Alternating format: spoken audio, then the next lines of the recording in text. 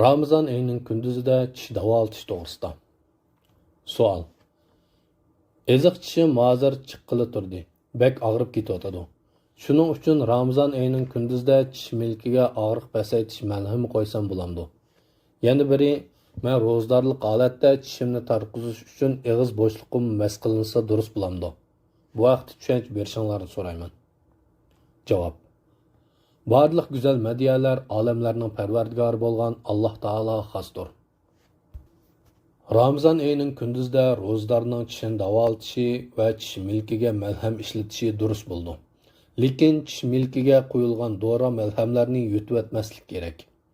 Sheyx Muhammad Salih al-Munajjidning ro'za to'g'risida 70 masala degan risolasida Ramazan ayının gündüzdə ro'zadordan sodir bo'lsa, uning ro'zasi buzilmaydigan ba'zi ishlar bayon qilingan.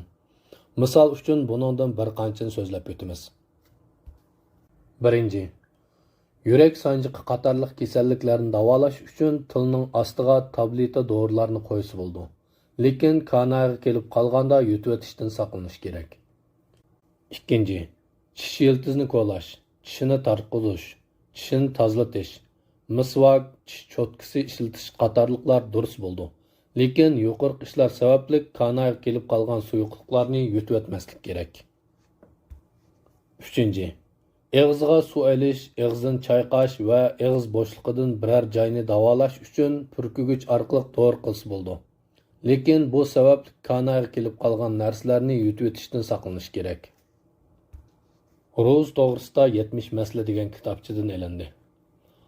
Ramazan ayının gündüzdə og'iz bo'shliqini narkoz qilib operatsiya qildirsa, madomiki mazkur narkozning ta'siri butun kun, ya'ni subi yurg'andan tortib kun patqichi qadar davomlashmaydiganlar bo'lsa durust bo'ldi.